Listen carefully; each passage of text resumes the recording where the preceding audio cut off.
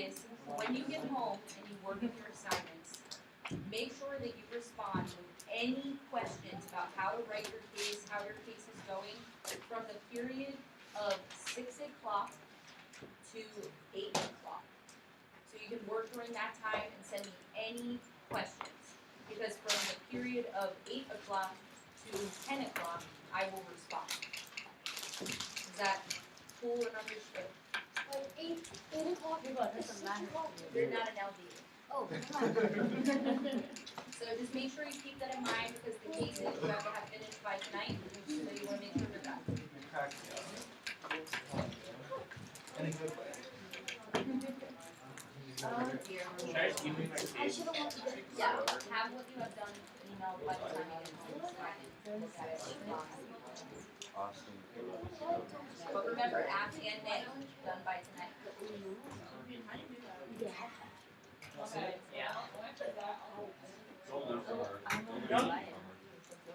Are you flowing? What are you doing here? What are you doing here? Anyone? Kyle, Anyone? are you Kyle Kwon? Yep.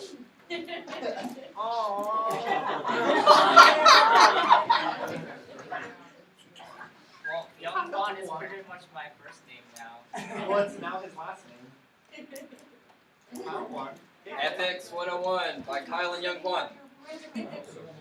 Navy champions.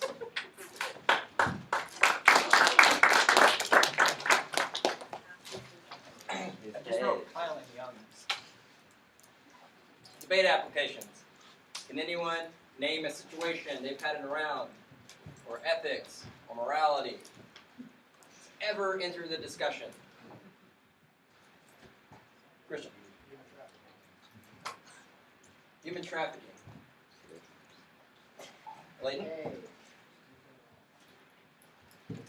Critiques and policy debate. Moral obligations. That's what it is.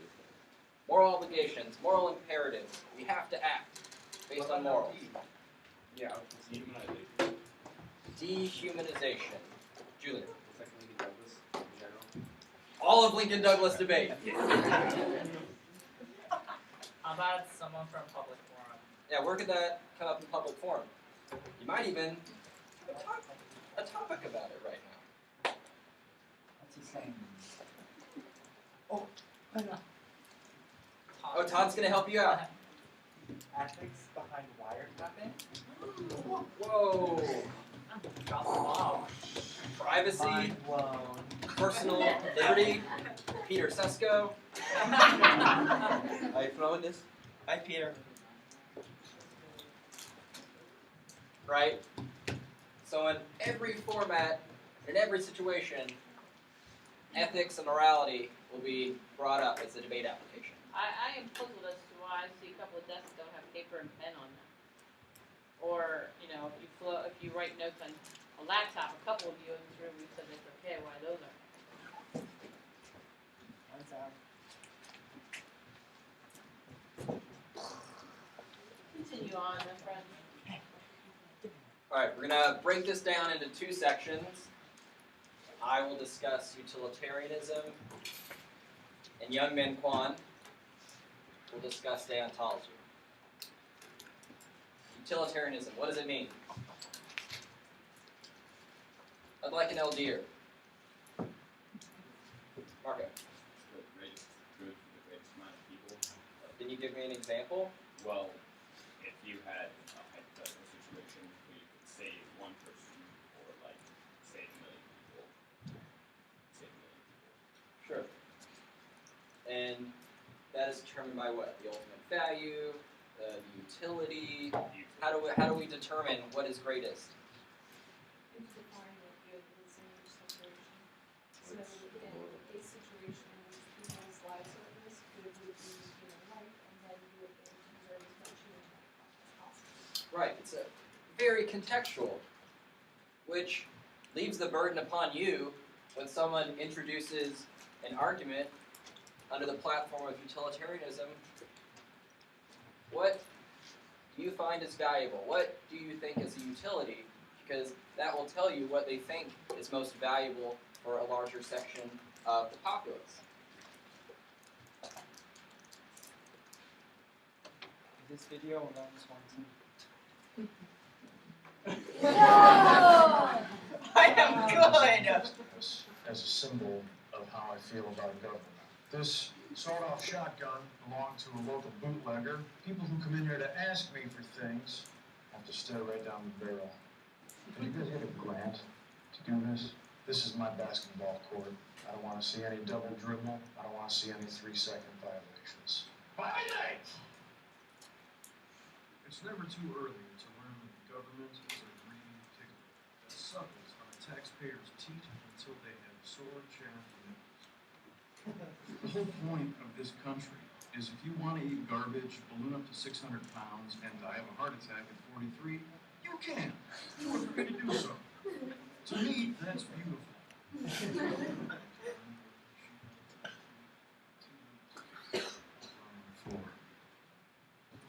Child labor laws are ruining this country. There are these things called cookies, where like if you go to a site and buy something, it will remember you and then create ads for other stuff you might want to buy. So it learns information about me. Seems like an invasion of privacy. Dude, if you think that's bad, go to Google Earth and type in your address.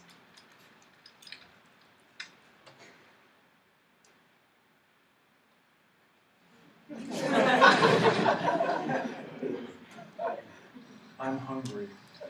Okay, well, don't be such a baby. I cooked you some bacon for a trail snack. I ate it already. What? I could smell it in your purse before I even parked my car. And now it's gone, and I hate everything.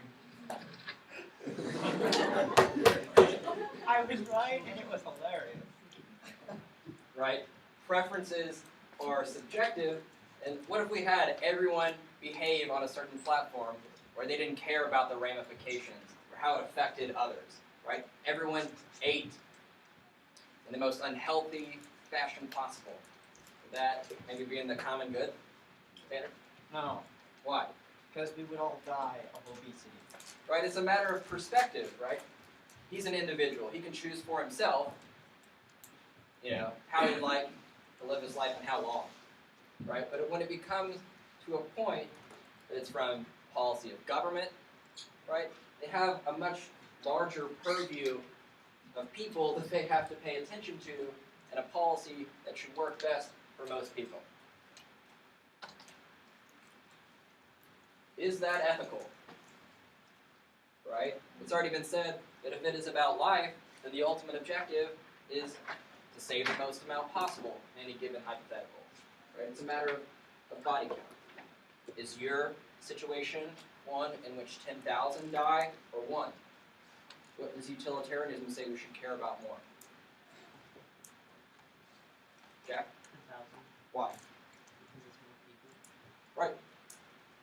Simple cost-benefit analysis suggests that more people will die in that situation. What if we had a situation in which we could save one person, but it would kill 10? Should we save that one person in utilitarianism? No. Why? Because the other 10 would just die. Right? We saved one person. We had good intentions for that one individual, but in the end, in practice, killed 10. Right? Simple cost-benefit analysis. People are number sets and data, and we can tell which action we should more likely take. Let me posit something to you. Suppose the one person, one person saved 10. Suppose the one person is the leader of the free world, or maybe even better, this one person has some sort of skills that if he stays alive, he or she might be able to save even more. Right, this is an interesting example. You're on an island. There are 10 of you, but the one person that would die in this example is the doctor. Yeah. In a larger projection, this person has the potential to save way more. And this is something, it's a very unique thing, right? Because it's not sort of a moral question. This person is sick, so we have to be nice and save them. It's this person, in the end, could potentially save more. So it's a lot more complex when you add in those certain things. What if it is the leader of the free world? What if he could potentially reestablish government and then provide services that would continue society if that person had been killed? So that, you have to punch the numbers. And C is the projection of the possible, lives that person could save, greater than maybe the few that would die, And that also is extremely dependent on the perspective of the decision maker, right? Who is making the decision of whether to save the president or let 10,000 die? Yeah. Vladimir Putin probably has a very biased or colored opinion about who we would save in that example. If you're using the example of kill 9 to save 1 or kill 1 to save 9 on a desert island, and the 1 refers to the doctor, it's still more beneficial to kill the 1 in any circumstance, because if the one person you would save by killing 9 others is the doctor, that means the doctor is the only person left on the desert island, therefore you can save nobody because everybody else is dead. So this in the end really does become a sort of infinite regression, because there is a pinpoint down in which that doesn't. If every one of your cards falls into place in that example, right? If I accept all of your assumptions, your example could be valid. But there are a lot of steps that would get to that one person being the last one, right? So it is very complex, and it's Actually, the leader of the free world is actually a better one. and it's a competing cost-benefit analysis that operates under the same moral theory. Xander? This doctor. Okay, I'm going to give you an example. A doctor or the doctor? So, we've got some terrorists, right? They take over a Scandinavian sea vessel that carries 5,000 American citizens. They immediately kill 50. And they tell the president that they will continue to do that every hour unless they free all of the people we have at Guantanamo. What does the president do? We do not negotiate with terrorists. Right? That's right. But why? Why do we say that? What would happen? What would be a negative ramification if we negotiated with terrorists this one time? All the people that are in Guantanamo that for certain reasons, if we just let them go, they Right. more people than 50,000. We live under the assumption that we are getting valuable intelligence from the people we have at Guantanamo that can prevent future attacks. It also sets a precedent. It sets a precedent, so if it happens again, another terrorist, oh, that worked. I was part of that. What if we just continuously become held hostage for every other thing another group does not like, and that continuously sets a precedent for violent action? But isn't util like a framework that serves that saves the most body counts? Right. So like in this situation, would they negotiate or not negotiate because of body counts? Right. Well, it's sort of dependent, right? Do you, again, there's so many assumptions, right? Do you buy their threat? Could the president quickly send in a covert operations team that would resolve it, but wouldn't create an international crisis? Does the president, cooperate, and they don't hold up to their bargain and continue to hold us hostage in the future? Does he not listen and just, in a clear data set, we still have the people at Gitmo and can maybe get to them with more interrogation and intelligence, right? Maybe that leads us to the original perpetrators. Jack?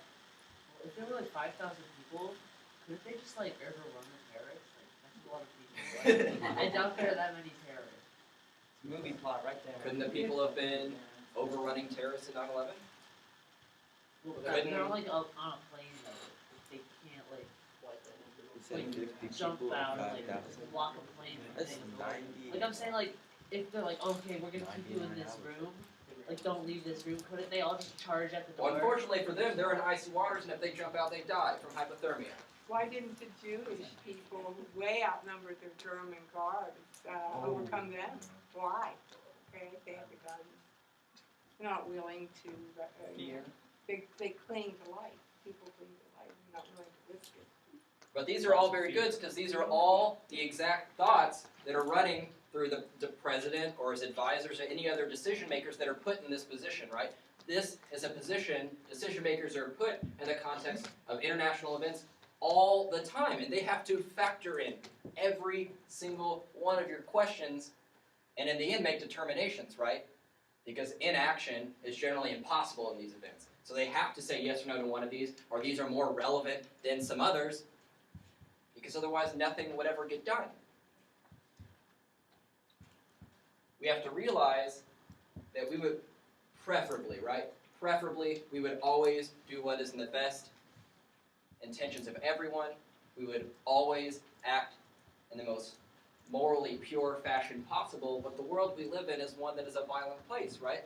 Things like this do happen. We hope they don't. We try to prevent them in the first place, but sometimes they do. And should we face inaction? Should we let 5,000 Americans die? Right? A lot of people of this school of thought describe their opponents that are moral purists that say we can't do anything morally incorrect, impotence in the face of disaster, right? You bury your head in the sand when problems come up.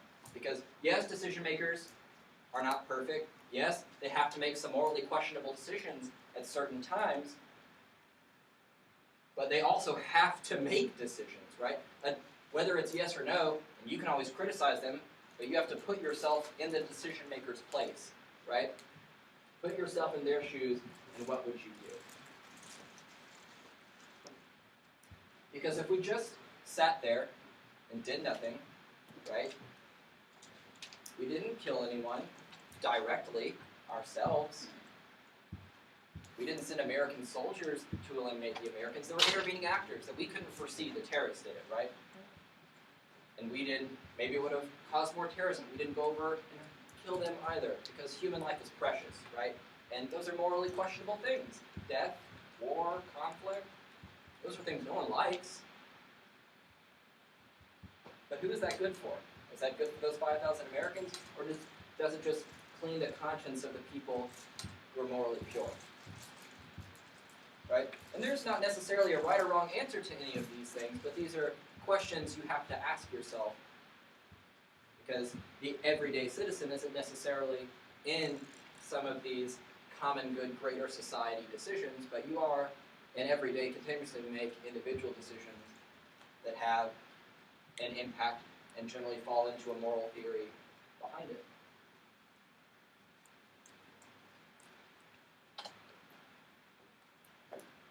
No matter what, is utilitarianism inevitable? Say we have two competing rights claims, right? We have human trafficking, which is a very important issue and one of ethical questions, right? And we have one of bad practices that multinational corporations have in the third world. Which one do we give more money to? Which one do we put more resources into? Which one do we pay more attention to? Which one do we send diplomats to? Let's go, show of hands. Which one's more important? The people that multinational corporations impoverish and put in sweatshops, or human rights victims? Well, first I want to add, does it depend on the amount of people, or is it just... I don't know. These are questions. You're a decision maker. What do you say? You're a member of the United States federal government. You have the ability to give resources, money, power, whatever is necessary, but we don't have infinite resources. So which one's more important?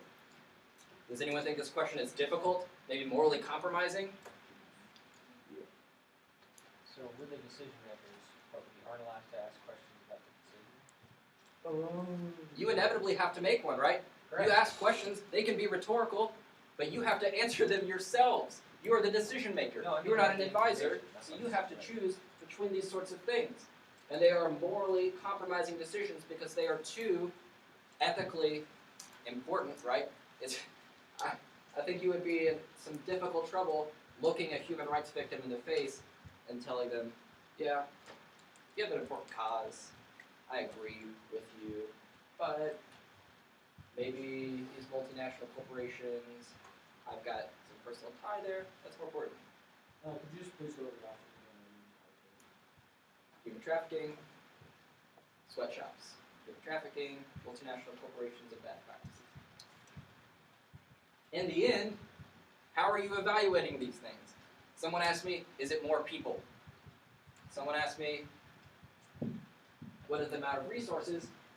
You are ultimately a utilitarian when you are making these two competing ethical claims, right?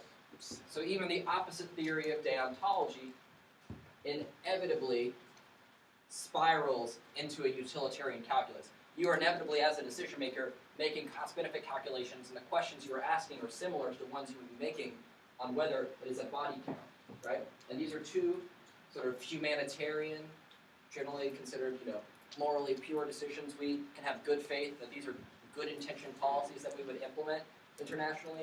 We're not fighting a war with anyone. We're not militarily intervening. We're just thinking of how we can best support.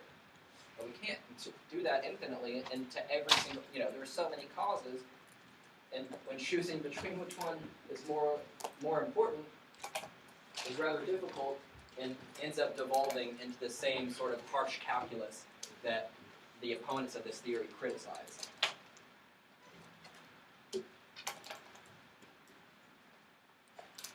Someone's quality of life, what people like, what people want to do, what they think, it leads to the pursuit of the greatest happiness for the greatest number is extremely subjective, right?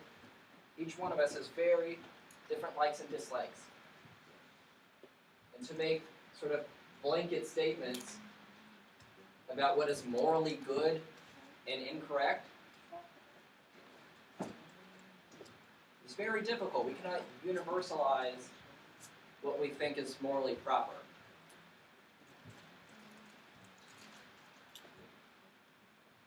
And that only has the possibility, because remember, we are decision makers, we're not individuals right now, only has the possibility to lead to violent practices, because think of politicians who have empirically chosen their own moral code. Can anyone name me some politicians that have done this?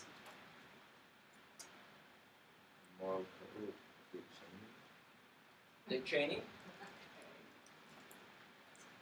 Some more clear-cut examples. Yes, he chose which certain types of people he liked, what types of population a country should have, what was proper, right? The gulags, right? We see how empirically, when we try to universalize what is someone's individual personal opinion, right, can lead to totalitarianism and violent practices by the state if we only ascribe to what a certain individual thinks is morally pure, because we do not all agree on what is the greatest good for the greatest number, or what all brings us happiness is very different and subjective. Right? And we saw with Hitler that belief only serves, even if well-intentioned. Remember, all of these are probably, we will presume, well-intentioned policies. Can justify state violence because they do become a slippery slope to bad policies.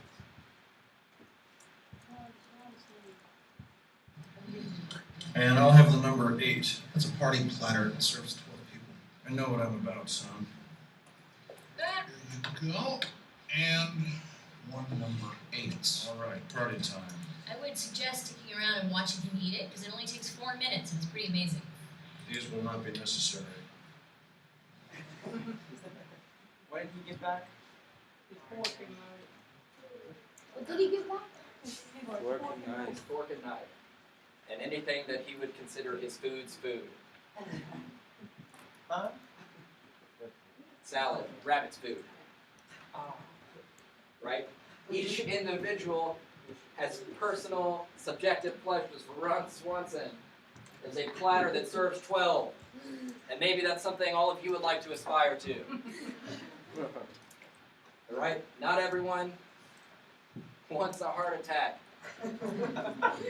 Right?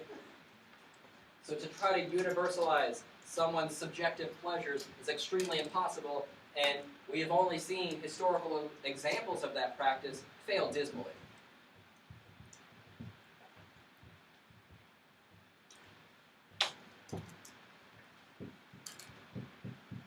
Now, how does the utilitarian debate the damn politics, right? Beats them at their own game. Says, actually, utilitarianism fosters the most moral practices. How can one maximize quality of life if there is no humanity left, right? If we posit the example of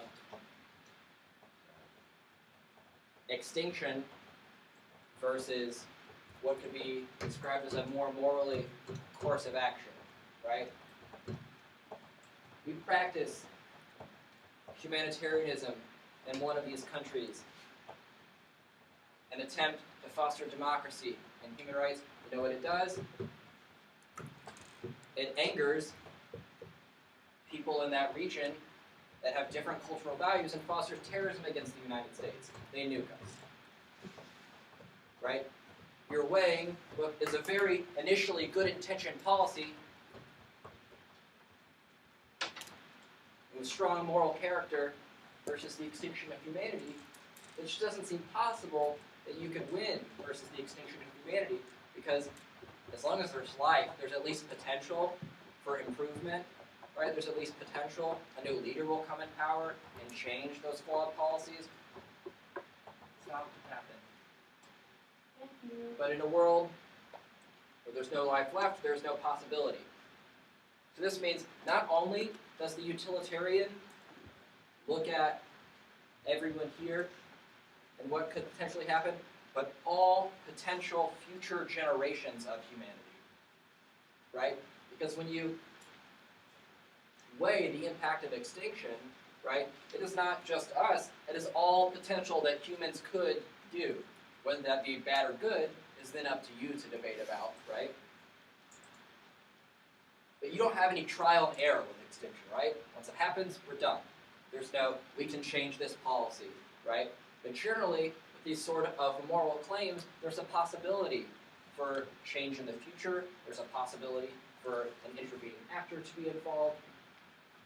There's at least a possibility, whether we agree that the policy we currently have is extremely flawed and unethical. And also, we hold everyone to the same standard.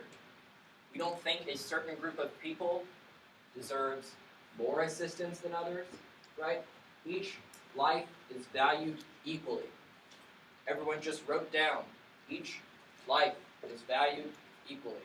This is integral to the utilitarian calculus and integral to their argument that we have a stronger method of moral judgment. Because if we value each life the same and put no higher standard to any life, then the calculus becomes easy, right, on which lives and how many to save. We save the most possible because every life is important. This decision-making calculus, rather than purity, asks you for pragmatism. It understands that everything we do, not everyone's going to like, and not everyone is going to think is perfect, but we do in the end have to act, so we should adopt a policy of pragmatic thinking that generally leads to decision-making. In body counts. There are people that argue that this is valuable because it opens us up to understanding the costs of war. When you see on a piece of paper that 10,000 have died in Iraq, it makes it a lot more realistic, right, than not knowing what is going on in the conflict, right? Rather than hiding the numbers and understanding not only the Americans that have died, but also the civilians, the citizens of other countries, and the armies of them, that we sort of understand what war is really about and sort of creates a norm where we don't like and we should not support violence.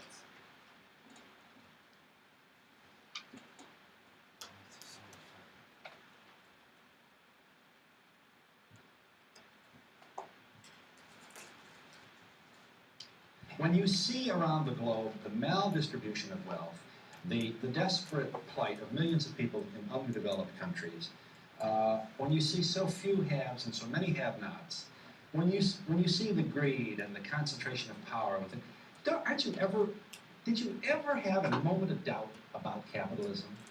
and whether greed's a good idea to run on? Well, first of all, tell me, is there some society you know that doesn't run on greed? You think Russia doesn't run on greed? You think China doesn't run on greed? What is greed? Of course, none of us are greedy. It's only the other fellow who's greedy. The world runs on individuals pursuing their separate interests. The great achievements of civilization have not come from government bureaus. Einstein didn't construct his theory under order from a bureaucrat. Henry Ford didn't revolutionize the automobile industry that way. In the only cases in which the masses have escaped from the kind of grinding poverty you're talking about, the only cases in recorded history are where they have had capitalism and largely free trade. If you want to know where the masses are worst off, it's exactly in the kinds of societies that depart from that. So that the record of history is absolutely crystal clear, that there is no alternative way so far discovered of improving the lot of the ordinary people that can hold a candle to the productive activities that are unleashed by free enterprise system. But it seems to reward not virtue as much as ability to manipulate the system. And what does reward virtue? You think the communist commissar rewards virtue? You think a Hitler rewards virtue? You think, excuse me, if you'll pardon me, do you think American presidents reward virtue? Do they choose their appointees on the basis of the virtue of the people appointed or on the basis of their political clout? Is it really true that political self-interest is nobler somehow than economic self-interest? You know, I think you're taking a lot of things for granted. And just tell me where in the world you find these angels who are going to organize society for us. Well, I don't even trust you to do that. All right, what is central here? What is the moral question we have? Does the world or does the world not run on greed? Right. Is greed endemic to human society? Is it only fostered by certain economic systems? Right? And whether you agree on the benefits or disadvantages of that particular economic system is irrelevant to the question of what do we do of something we think is sort of immoral and endemic to the human character, right? That we're always going to make greedy decisions. So are they like, is he basically saying that intentions don't really matter, it's just like what we actually do? Yes. You will probably find another quote from Milton Friedman that, and as I suggested many times, I can guarantee you on par every policy is well intentioned, right? They're not out to get you. But what we should pay attention to is the ends, the results of those practices. The ends justify the means, right? Maybe getting there, he says, capitalism may have been flawed, right? Maybe getting there, some bad things happen. Maybe in the end, it's prosperous. But whether you agree about that or not is irrelevant to his core argument that the initial steps or the intentions of the policy are less important or unimportant if the ends are successful.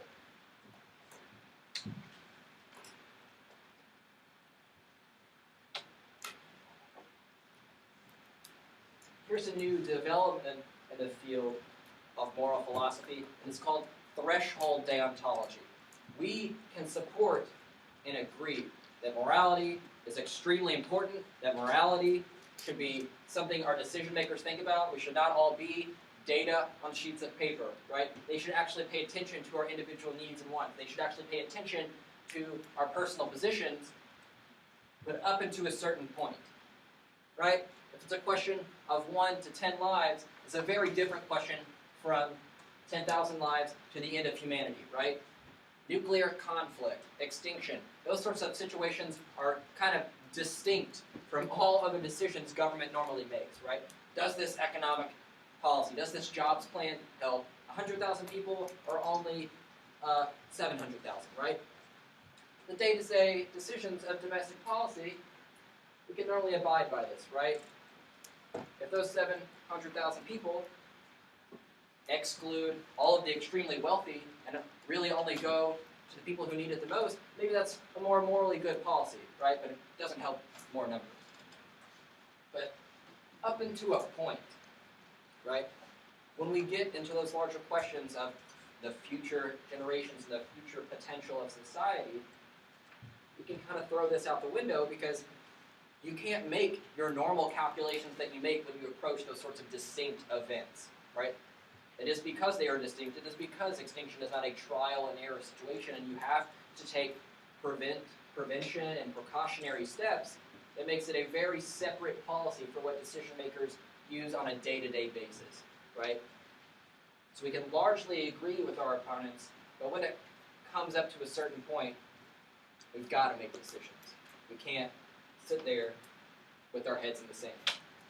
Okay, so this decision that the president just made, the decision to extend the year, the requirement that all businesses that hire over 50 people have to offer health insurance.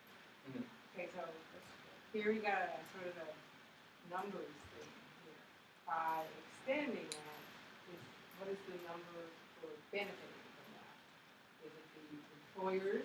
Now they actually have time to lay off people, so they don't have 50 people, or hire more part-time people, so they don't have to also furnish health insurance to their employees. But now you have the employees who were looking forward to finally having health insurance provided by their employers. Now they have to wait another year. So there. So did he go through this? Was he utilitarian? Right. Or do you not have enough data? Healthcare in particular is one of those real issues, right? We had the issue with Obamacare, right? The previous conditions, right? That comes with extreme strings attached of moral decision making, right? Sure, it's a lesser number, right? It doesn't affect the entirety of humanity, right? But it's an individual case basis of people with very personal stories and very dire medical situations. So healthcare is definitely one of the situations and policies that has this extreme tie, but it gets a question of the decision maker. If it's the insurance company making the decision, I'll tell you how they're going to make that decision, right? It is not going to be on an individual sort of case-by-case basis unless it is somehow in their benefit. Which is why that decision is always very important, because the president doesn't get or have the necessity of making decisions on like an individual basis of a business. He has to make it for the collective good of all the American people necessarily. But who are his advisors advising him on that? Is it a policy that only helps insurance, and those are the companies that are helping write the legislation? So see, the little wrench in that whole thing was that if you did not give them more time to adapt right. this whole thing, they would lay off more people, and that would increase unemployment. So then it would have a damaging effect on the economy.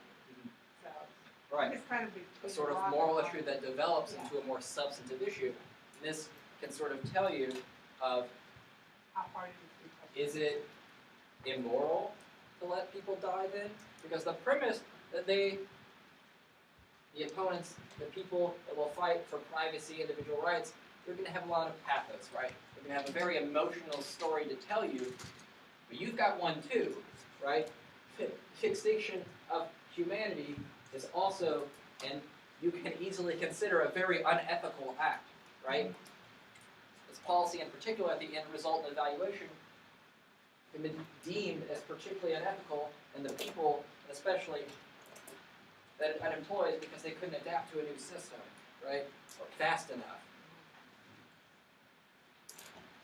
So the actor is extremely important because it will answer all of these for you. Generally, you will have the United States federal government be your actor, which makes a distinguishing claim between you as an individual, Julian, and the United States federal government.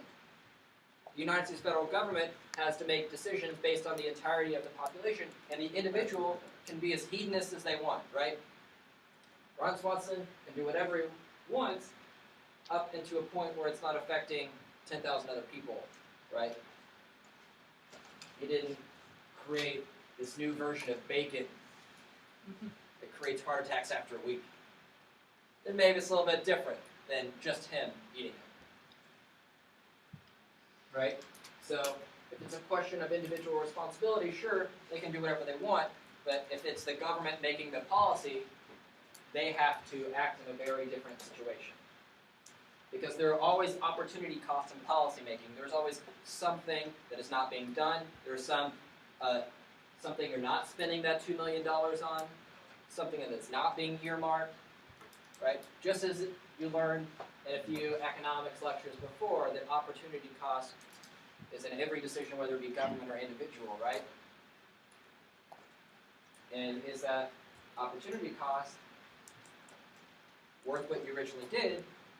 Will be founded on a utilitarian cost-benefit calculus. Now we will have young Kwon come talk to you about deontology.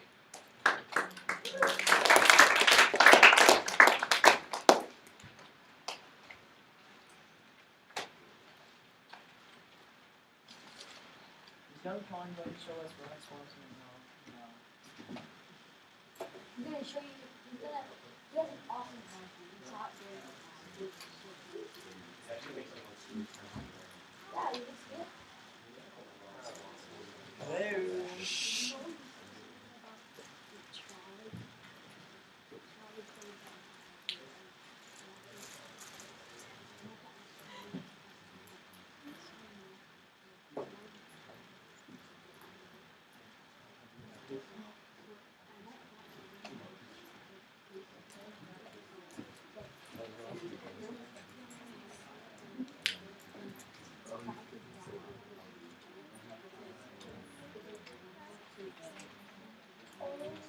Hey, you call. You call. You can. I take all of it. Huh? I don't know if I can. Give it to Anna. So, Sit down.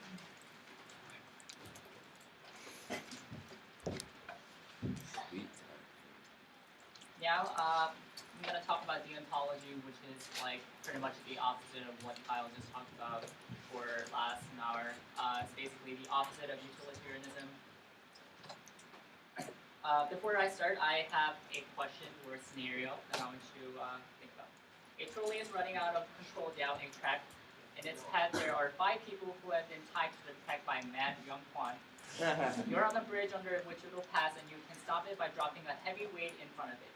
As it happens, there is a man next to you. Your only way to stop the trolley is to push him over the bridge and onto the track, killing him to save life. Should you proceed?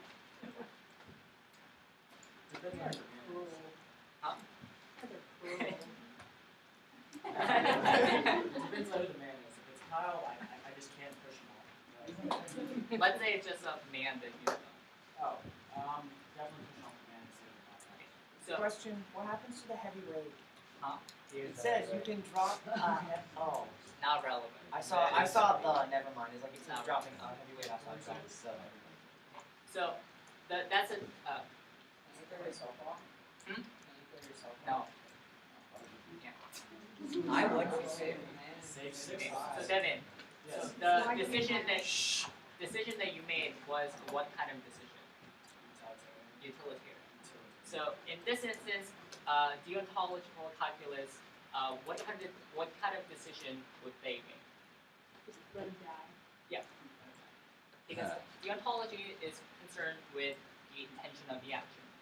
You have a particular moral principle in which you abide to, and then if one of those moral principles state that you cannot kill someone, that you can't kill this person to save time, because that would be a violation of your own moral principle. Yeah. Is there an offset of this with yours with the if they were going to stand on the We're not gonna You either kill the person to save life, or you know, yeah. Why can't we kill Mad Young Kwon? I don't like that. Well, we don't like not being able to sacrifice ourselves for the good of the many. Huh? So, you know what? Another example. Told you. Pretty much, Young Kwon again is gonna blow up the city. And I'm not telling you where the bomb is. An authority says, you have to tell me. I want a lawyer. I'm not gonna tell you where it is. So the only method available now for police or any other authority is to torture me to get the information. But torture is illegal under the current law, so what do authorities do? Can I ask you really nicely? I'm gonna say that. Someone other than Devin. What do they do, Julian?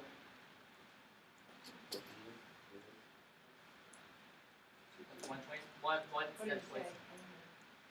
Torture me. Right. Yeah. Okay. Christian?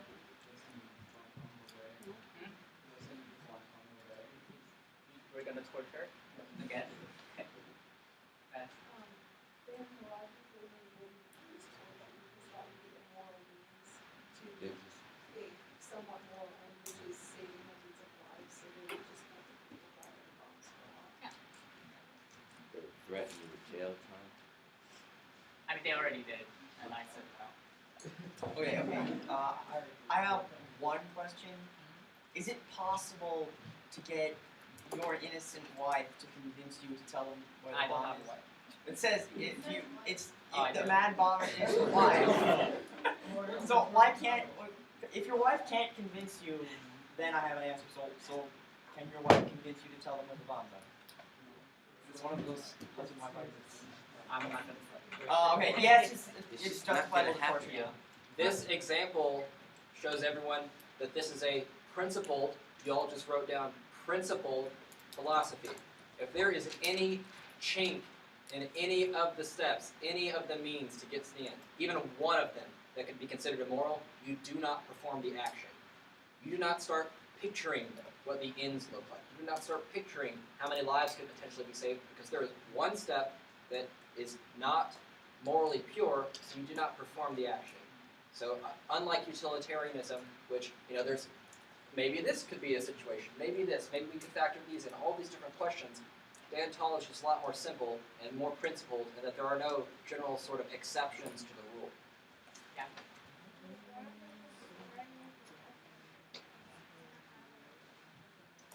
Well, under this scenario, we're just assuming that all other methods have been tried, but they all failed. So we torture. Yeah. So deontology is just an obligation-based theory that judges action based on the intent, not the consequences. So, for the healthcare example, if Obama's intention was that I'm going to provide more healthcare because I think that's a moral thing to do, that he did a good thing, because his intention was that I'm going to provide more benefit. And then there are deontology concerns with us kind of different stringent moral principles. So in the deontology literature, there are different people who say that we should do particular things. It is our duty, it is our obligation to do particular action. So Kant was really big about how we should never lie. And there are other people who say we should never kill. All morals are based off of perception, though. Based on what? Morals are based off of perception, like everybody has their own viewpoint. I think intelligence kind of floats perception.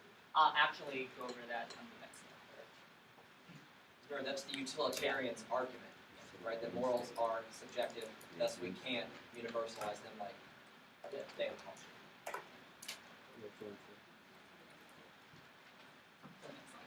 So the Kant is a person who was really big in terms of deontology. It's an 18th century Germany philosopher from Germany, and that he wrote a lot of books on metaphysics, which is just like things, and then things exist in the world. Epistemology, which is just like how do we get to know metaphysics? How do we get to know things actually exist? How do we know that? And then ethics, which is what we're discussing about, and then aesthetic. and that he's one of the first people to come up with a duty-based ethics, which laid the foundation for the future deontological ethics. And then he came up with this concept called categorical imperatives, which is sort of a way in which we evaluate and determine why particular action is moral.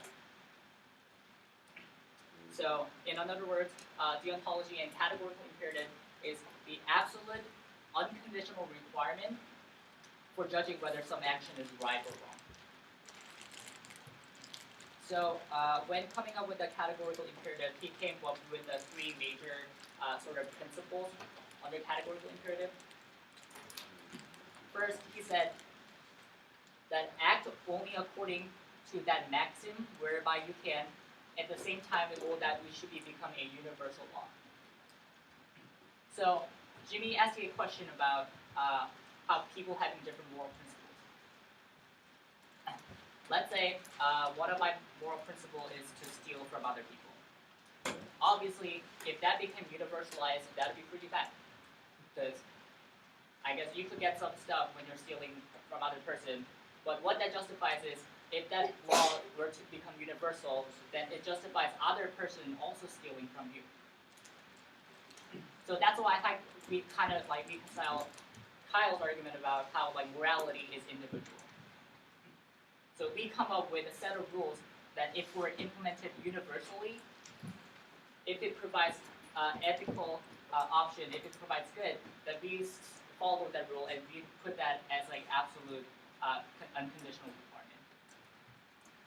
What other things would be bad if you just universalize to all actions? It's okay to kill. Yeah, kill people. What if other person justifies that and kill you? That would be pretty bad. Marco? Lying. Lying. Because everybody lies and Yeah. you know the truth. Yeah. Yeah, torture would be also bad. So that is sort of the universality principle coming off of Kant.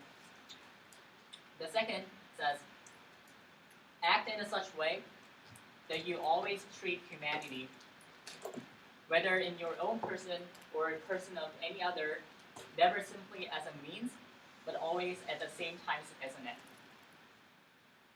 So this one states that any kind of moral principles that you come up has to affect individuals equally. So it has to do with the fairness of particular moral principles. Yeah. Act in such a way that you always treat humanity, whether in your own person or in the person of any other, never simply as a means, but always at the same time as an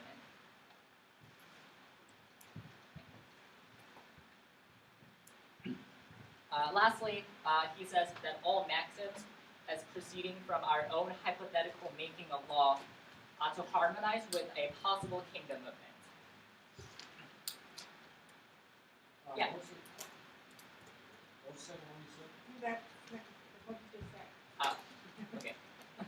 All maxims as proceeding from our own hypothetical making of law ought to harmonize with a possible kingdom of ends. The kingdom of ends? Yes. So it is right that Kyle said about how it would be very chaotic if each individual had their own form of morality. But because we come up with this sort of universal moral principles and universal law that is harmonized. You LDers know what that is, don't you? A government has decided on a certain set of principles that we all follow by as a society. LDers. Anyone? Social contract theory, maybe? You Yeah. said from a life, liberty, happiness.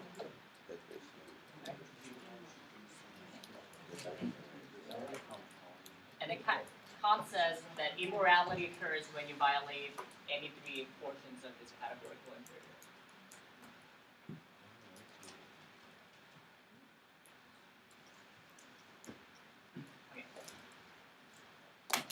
So when you're researching a lot of deontology literature, you'll find that it is associated with duty or obligation.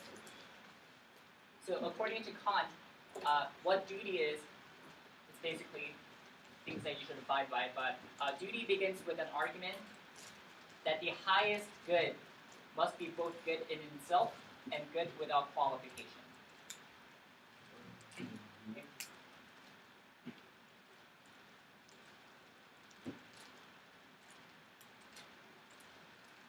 So there are times in which you do something for the bad intention, but it actually produces positive results.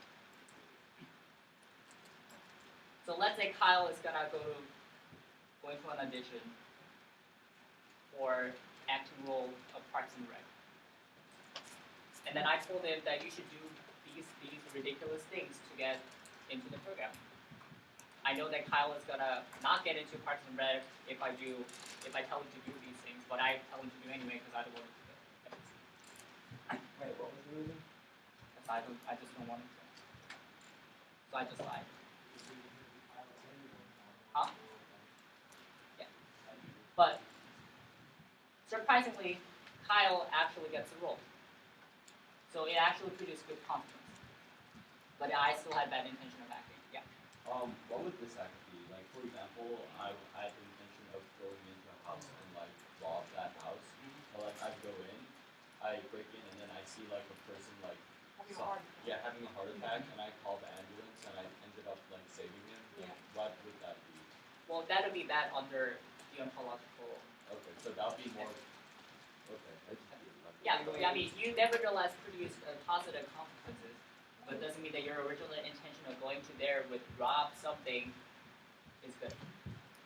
No, that's a different act. Going there to steal is different from, oh my god, this guy's dying. He initially, deontology says the what initial point. Yeah. You could tell much different Well, stories. what if after you call the ambulance you don't take anything? Doesn't matter because you still went in there to steal. What if you heard him having a heart attack? It's a whole different Then story. you wouldn't be going there to steal. Yeah. Yes. Yeah, breaking entry. So. I would just be like, oh, I heard. Okay, so he basically says that something is good if it's intrinsically good. So intention is what matters to him. When the addition of the action doesn't make situation ethically worse.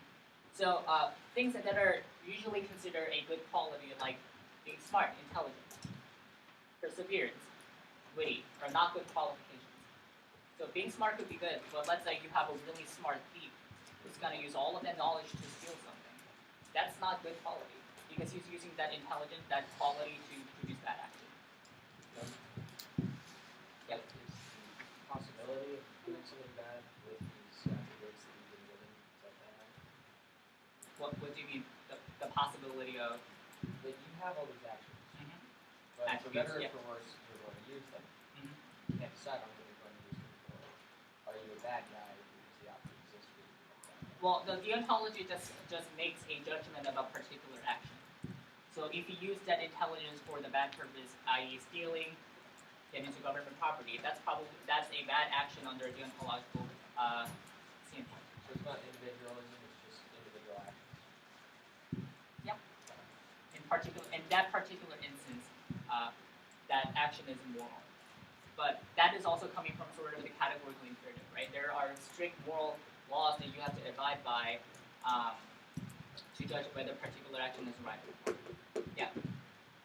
Could an action also be in bad and deontology? Like say you could do something good but you don't do it.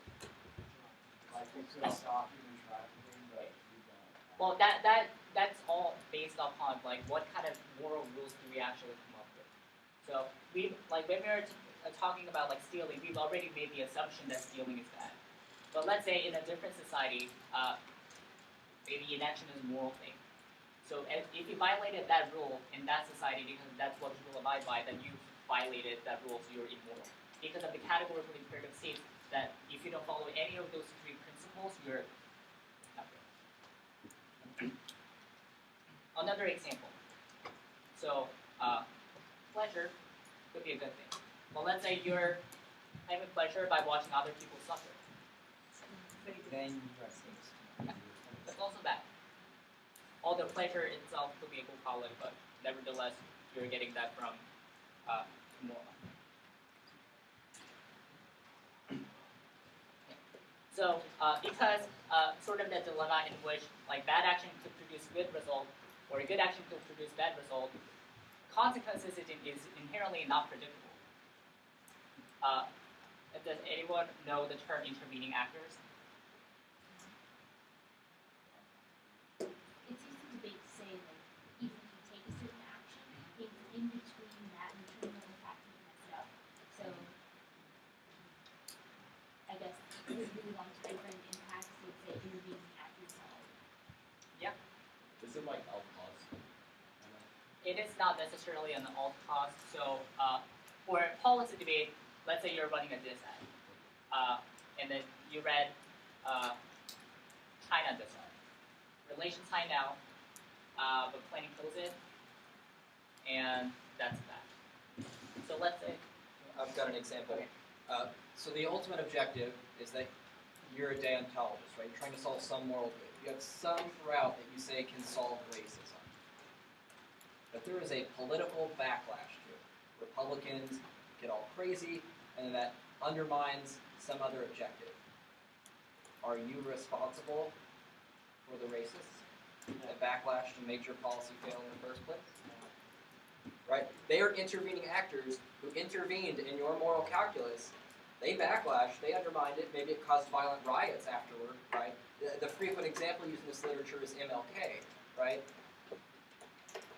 But the ultimate objective was still a good ethical decision making, and it was not you who directly made immoral decisions that caused violent actions, it was people who intervened that undermined the ultimate objective.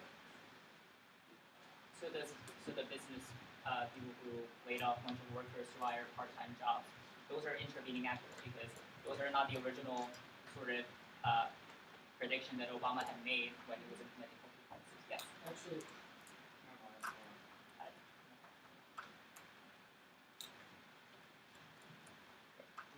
So there are different sort of deontology under like overall deontology literature. So there are people who are moral absolutists, and that's kind of like categorical imperative, right?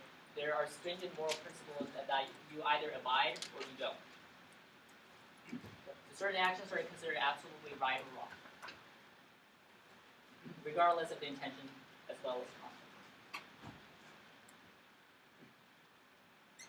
But there are also non-absolutist deontologies. So one that Kyle brought up about the threshold deontology, that's one example.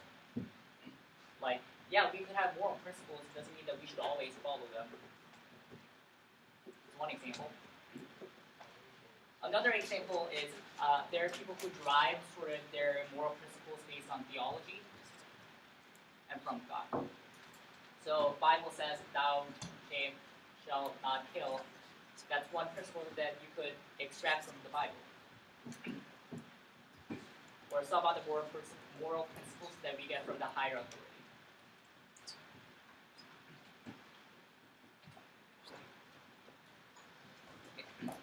So, sort of critique of consequentialism from the deontologist's point of view is that there's no section in which consequentialism discusses anything about morality. So the ultimate result of the objective cost and benefit calculus is that some action is bad, some action is good. There's a necessary trade-off between the two. And then Kyle also mentioned that we always have problems in international relations that we cannot just escape by. Deontologists will just say, yeah, that is true, but because there are so much different problems, if we end up implementing policies, even if we wrestle with sacrifices, because there are so much problems, eventually we'll be just doing a bunch of bad stuff to humanity and society. But deontologists are also humble because they say at particular point we just have to acknowledge that we cannot just help every single person. But in consequentialism, you still have to keep demanding for action. You keep helping for people. But at some point, we just have to acknowledge that that is not possible. And maybe that's how we come up with more ethical, moral policies.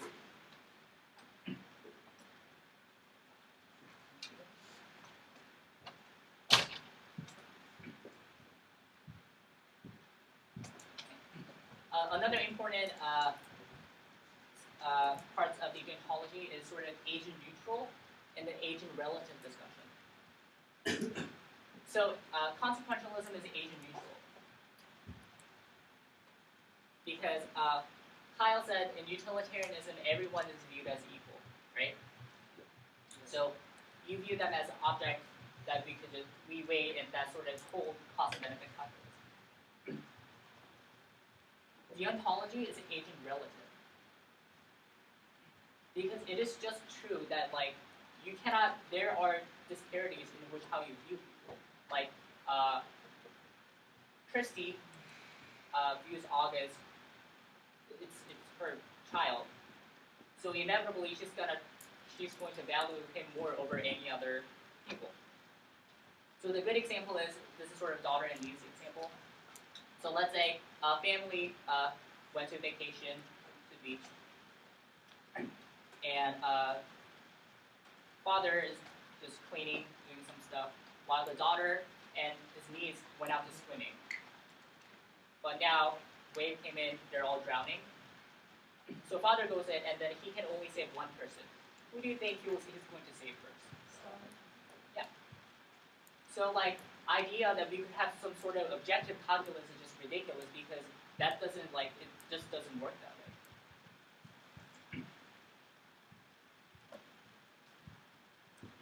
So that is the sort of argument that you could also generate against consequentialism argument. Jimmy said something. You talk about how individual has their own moral code, so that's why implementation is difficult. But that's going to happen anyways because you have agent relative principles that you apply to in the first place. Yeah. So are you saying it's moral to save your daughter instead of the police if you're a vehicle? Well, in this example, I'm just trying to show you that the cold cost and benefit calculus in utilitarian that exists in utilitarian principle is not possible because I view some people more than others. That disparity will inevitably result. What I'm asking is, what would a deont person do in that situation? In that situation, yeah. that just goes back to categorical imperative. Okay. So it's just all question. It's all relative, right? So it's a matter of what rule that we instituted in the first place that we just applied to. Everybody take a 5-minute break.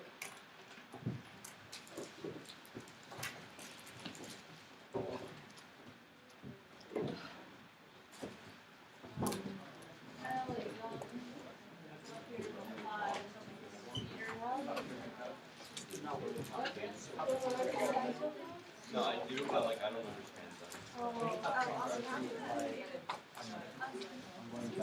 Yeah. I am going to go. You want me to randomly out? Just get on Facebook. We'll maybe have to do something else.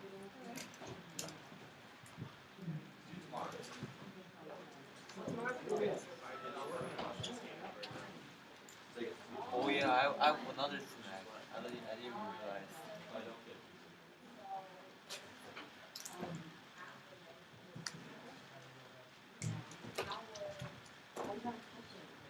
Oh.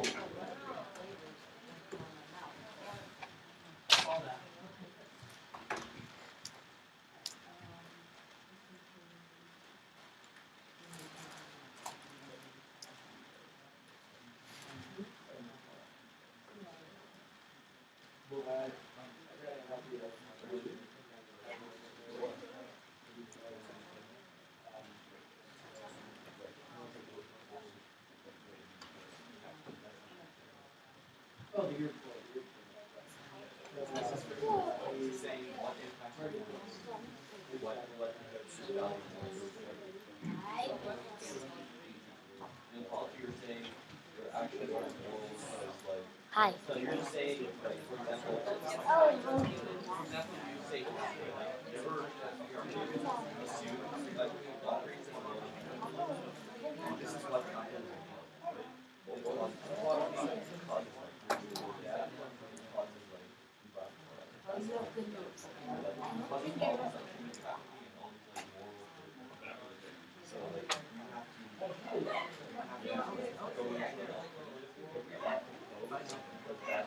That is more moral than the world that you that's really that's basically you need to argue so are you saying that we should question I just don't get why young Kwon was so close that his wife couldn't convince him to stop the bombs. It's really the only thing I haven't gotten. I actually understand a lot of this.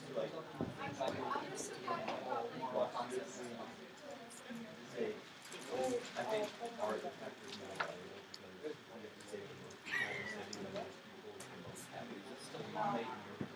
Oh, totally is. Yeah.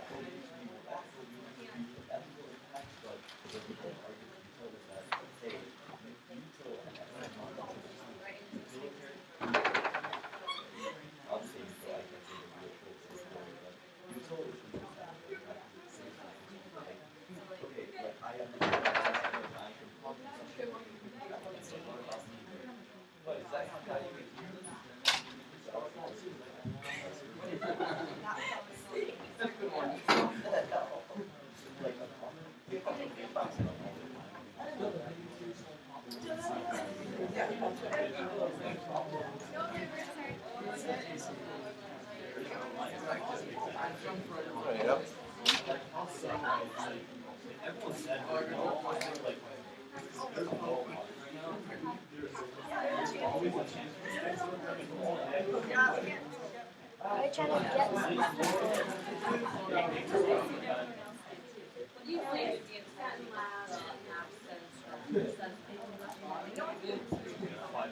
press your home button, but you need like beyond the powerful thing about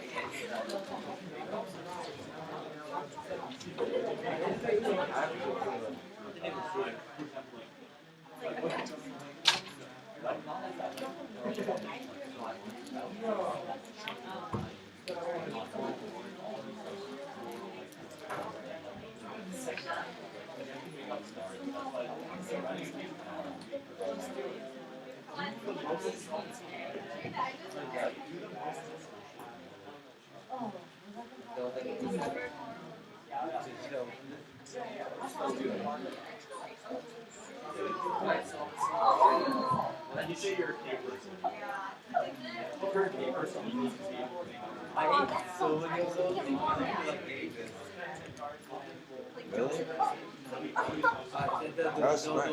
those small things. I consume so much sugar because I feel like I'm you know, I could have gave you that.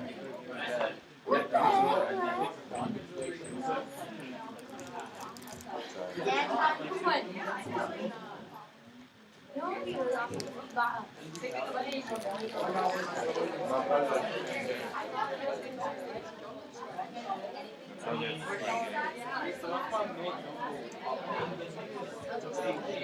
You have to be more in control. Like you can literally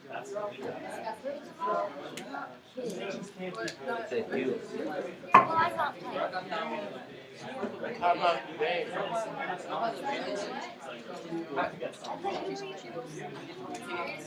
Unless you either know you, now it's your day. More control.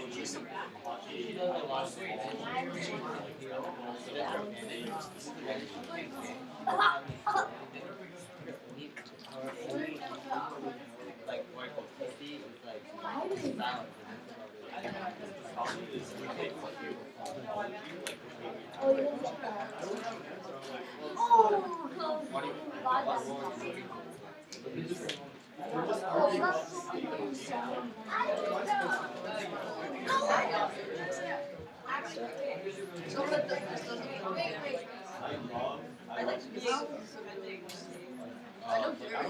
Are you looking for like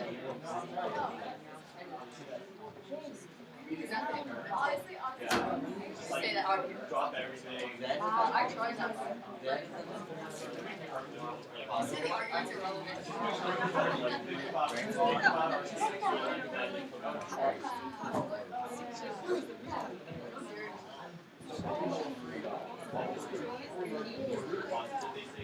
How about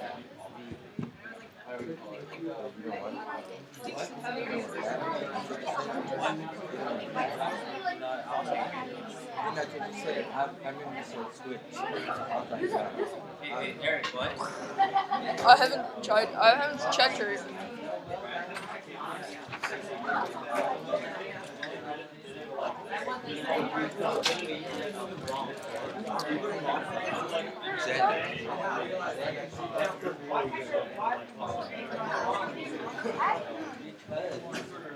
More importantly, if you don't care about her not, if you can't your own mom, why would you want her help anyway? I think in a cave situation, say, mixing the forest for the trees, it's not about its wife, it's about the bigger goal of the station. That's not what you're intending.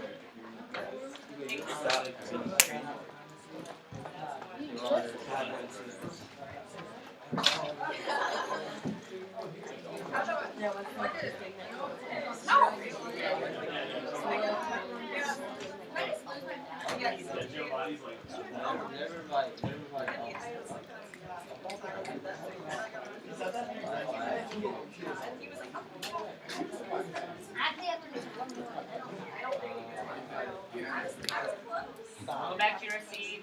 Is it still recording?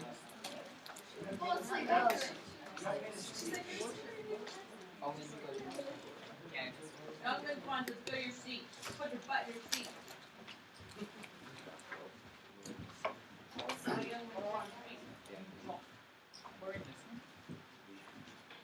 Kyle. Jimmy, I know where he is. Okay. Okay, now we're gonna talk about defending deontology. We're absolutely. So intervening actors, we've already talked about this. So it's unexpected intervention by other actors that make problem worse. So let's say you're running a trafficking affirmative and say that human trafficking is unethical, we should reject it. Somebody comes up and says, politics, immigration reform, humans prevent, economic collapse, collapse causes conflict, and nuclear conflict. So, deontology, you could say that that's not our fault. We had good intentions. Trafficking is bad, we should prevent it. So what does it do if you win the intervening actor argument as running an ethics affirmative? Yeah. It doesn't matter because they have a framework that says Well, even before we get to that part, if you win that intervening actor's argument, then you have no link to the dissent. Like, you're not responsible for the problems that other politicians might backlash, right? Then it doesn't matter whatever impact that they have. If they have a large internal link chains, then it's completely gone because you're not responsible for that. For LD kids, so the resolution says vigilante justice. What are some of the main arguments that you could say against that? Any argument that could be said against vigilante justice.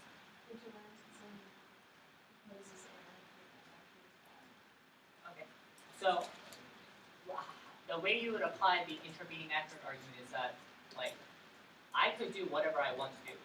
If I think that my action is good action, if I take things to my own hand, that's good. I'm not responsible for other people who might do similar things, such as overthrowing the government. So if you win that argument, then there's not a link to the opposing side because you just won that I'm not responsible for the broader impact that my action could have on others. public forum kits. So Pro says, or Kwon says, wiretapping is bad for privacy. And then Pro says, no, but we need wiretapping to prevent terrorism. It's good for national security. Then intervening actor arguments, how would you apply in that instance? Yeah. Is it like, because terrorism might not affect every single person's privacy, each person has their own privacy. That is one argument, but in terms of intervening actors, what other arguments that Could the pros say that we're trying to have good intentions on security, even if we're yeah, but that still is not really about intervening after. Anyone else have any idea how to apply that? Yeah. Like U.S. ambassadors in other world countries, like they decide what policies, or at least advise what policies, like the diplomats should use. Yeah, but the argument that I'm looking for is, why is it my fault that Al-Qaeda is trying to attack us?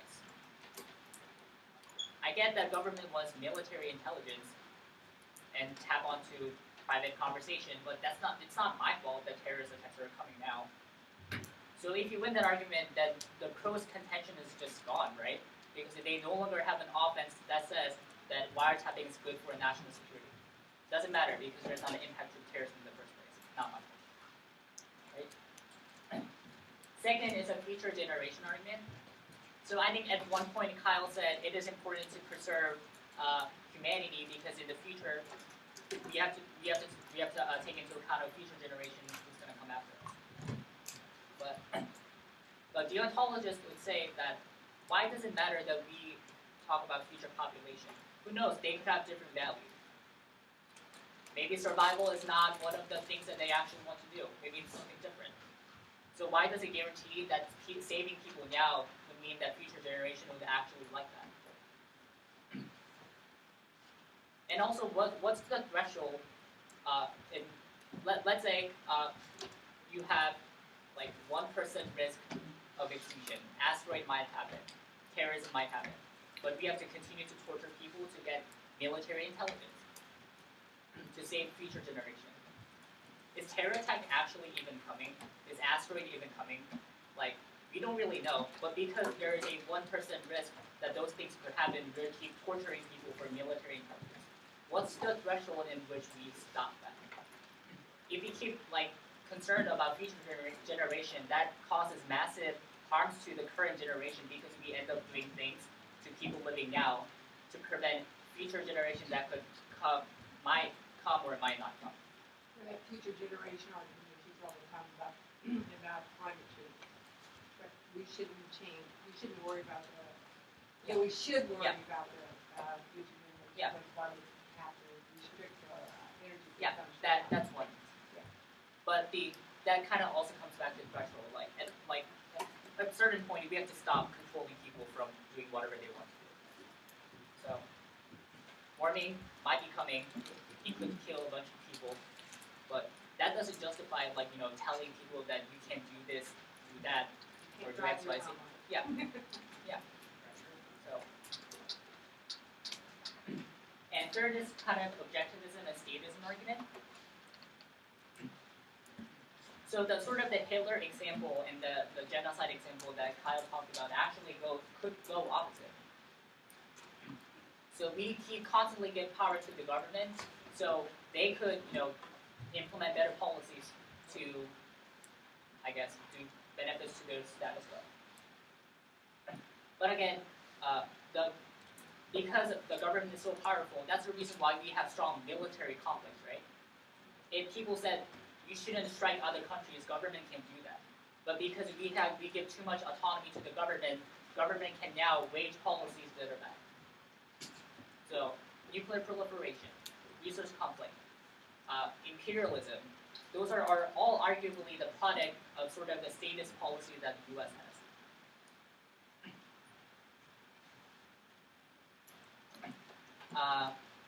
D is the values of consequences. So this is kind of concerned with the sort of the power relation lecture that Christy was talking about. So the age and relative discussion says that some people inevitably counted more valuable than the others? What if the current government only implements policy that's going to benefit wide rich males? According to their eye, let's say policies that benefit them could be a good cost-benefit calculus, right? But what about other minority groups who are excluded from sort of that cost-benefit calculus? Because there's an unequal power relationship that arises from that cost-benefit calculus. It's not an objective one as utilitarianism say it is. So we end up, enacting policies that are harmful to all. So, example of Holocaust and genocide. From Germany point of view, from Nazi Germany point of view, they didn't like Jews. So genocide in the utilitarian calculus would make sense because it makes sense to Germany. But Holocaust, final solution obviously doesn't take into account of Jewish population or other populations that are excluded from that calculus. So, the sort of the greatest good for the greatest amount of people is not actually true in the real world. Next argument is the ethics of calculation. Do you think it's ethical that we can just treat people as numbers that we could just throw around in cost-benefit calculus? No. It just demeans life. I think Kyle said something about like morality claims inevitably require calculation. So like humanitarianism, racism, inevitably might require calculation. However, that doesn't mean that we should revert back to old cold cost and benefit calculus. Yeah. Does every decision have to fall into like deontology, utilitarianism? I mean, I guess there are different explanations. There are different. Depending upon your explanation, this decision could be explained from consequentialist point of view, and it could also be explained from the deontological point of view. But let's say this is kind of clear cut. Let's say you're running Cuba affirmative, and then you're reading the terrorism impact, and then the negative runs to this side that says that's not ethical. In that instance, what kind of framework would you want to deploy? Well, if you're app, what argument would you say? Yeah, you say consequentialism. So even if there are sort of laws of privacy, even if there are torture involved, we still save the most amount of people. Because nuclear terrorism arguably could cause extinction because of great power conflict resulting from miscalculation. So all of these arguments just like claims to evaluate like which impact comes first, right? Is it national security or is it liberty? But to answer your question, like getting to the impact level is also important. So in that instance, we are assuming that you won the nuclear terror scenario. But if you didn't, obviously, even if you win the framework, then you should value utilitarianism. If you don't have a large risk of solving for nuclear terror, then like I don't want to default to util because they say torture is not ethical. I'm gonna assign value to torture. Yeah. Calculation demeans life. There's no value to living. So I'm pretty sure a lot of you have read the sort of the dehumanization impact. There's no point of living if your freedom to live is deprived. If your freedom of expression is deprived, what's the point of living? So it doesn't matter if you save people from nuclear terrorism.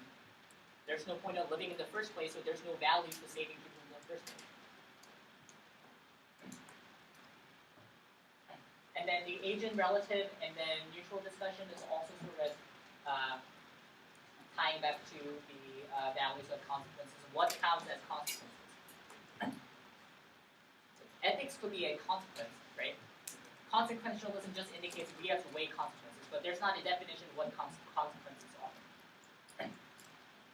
So you can say human trafficking is consequence.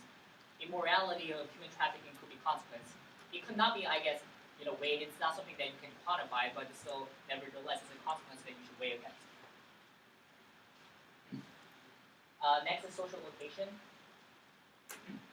Age and relative and social location are kind of same, but again, it's just a question of people coming from sort of urban area, minority population, they have different opinion what is consequence than people from other social location.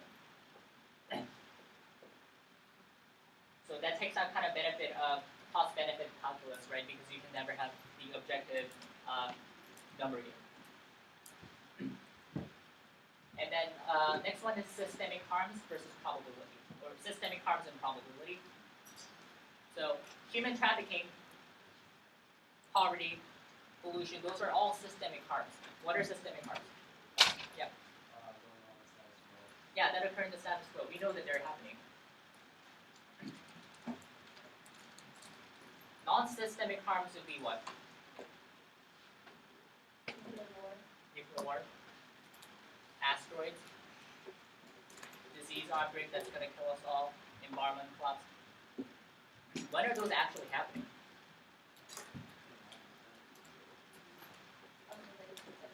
What did it say? The future. When in the future? Depends on what?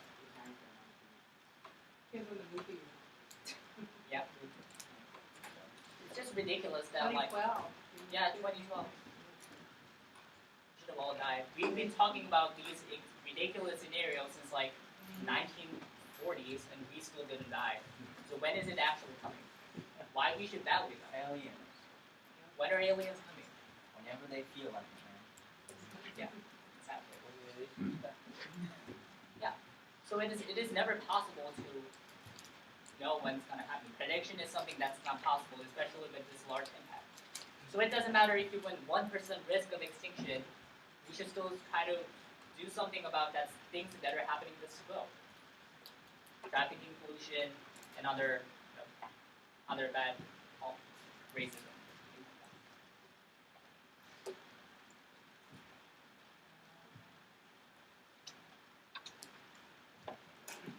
Last one is just a turns consequentialism impact. This kind of comes back to sort of the root cause debate, right? The reason why we have military conflict in the first place is the government is too powerful, and we don't say anything against it. Consequentialism says objective calculus is immoral. No, it isn't. It only benefits a particular portion of the society, maybe top 1%. So those are all of the arguments that you should deploy when running an ethics.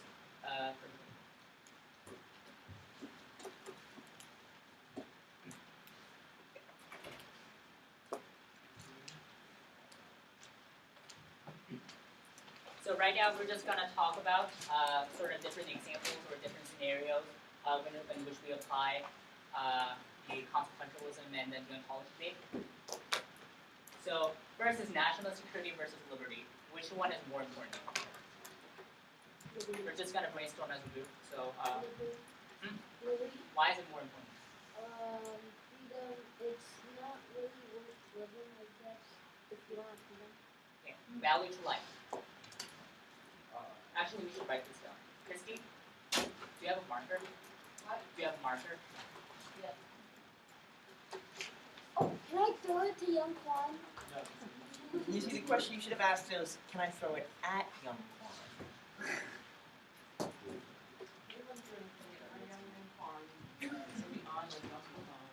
I love this boy. Can you not tell? I adore him. Young Kwon just like, yep. Our great leader, young Kwon. Says Peter. Says Peter. The one who likes to look at cute cats. No right. What?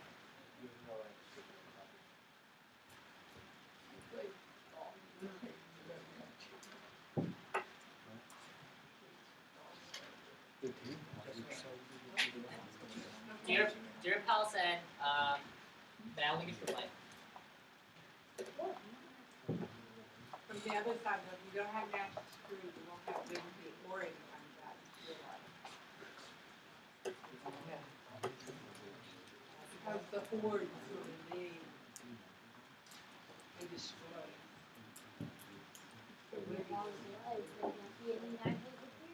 More answers. Liz.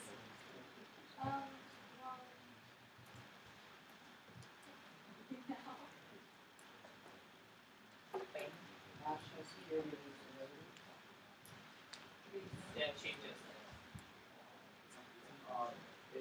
I think that national security affects the most number of people than trying to keep people free.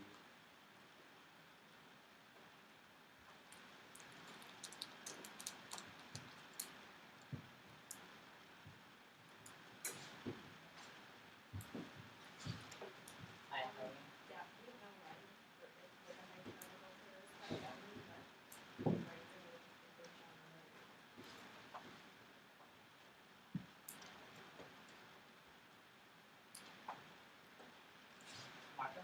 Liberty because preference national security is like it's slippery slope to like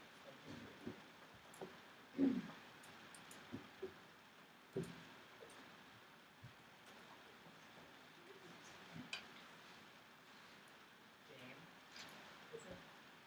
Is Jane? I have no idea what her name is. Annie, sorry. Is there Jane in here? Sorry. Was Jane in like the first group? We don't have Jane? Young Kwon, can you smell the, I really miss Jane, but I don't know who she is. Can you smell fudge when no fudge is present? what? Really? No one's watched Warehouse 13? Annie's talking.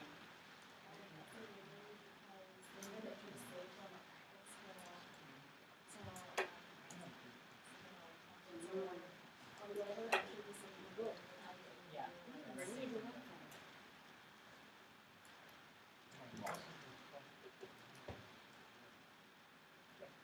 So Marco, you said slippery slope, and Annie, you also said this. What would be end result of that slippery slope? firepower. Firepower? Firepower leads to what? Why is firepower bad? Because it can like control people. Yeah.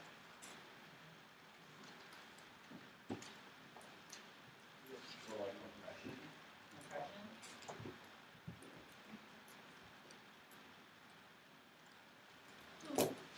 Peter? Liberty because that's what the United States was founded upon. Yeah. And then that was like the whole point why the United States was existed. Okay, so national security is provided by the government, right?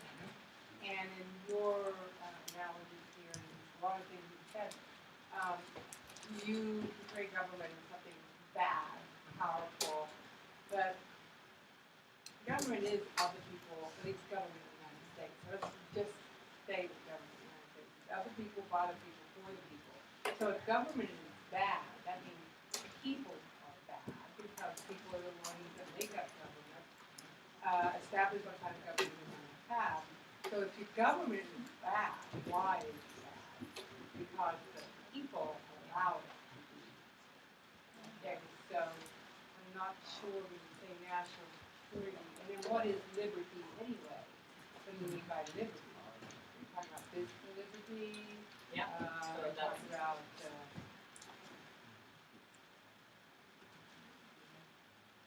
Yeah, definitions are all really those important. things really important. Yeah, important factors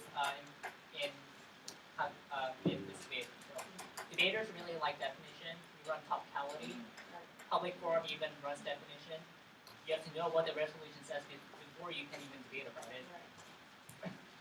Or even what is national security? Yeah, What is that? national security? Intervening after self, Yeah. that's national security.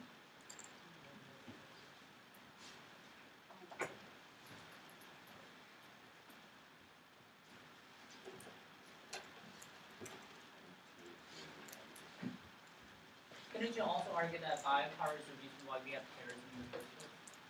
Because we try to control other people, route invasion, backlash.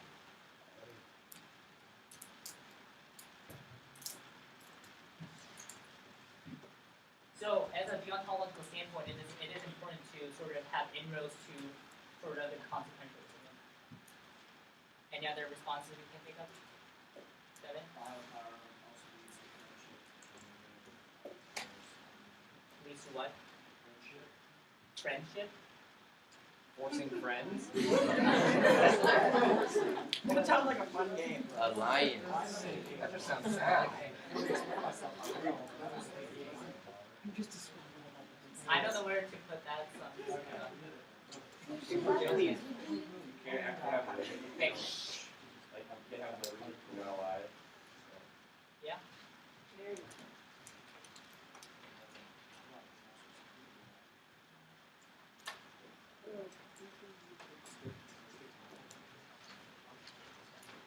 Could you also turn the vital power argument, saying that vital power is good for trying to avoid chaos? Yeah. Some sort of control bit. And prevent anarchy. Yeah, prevents like.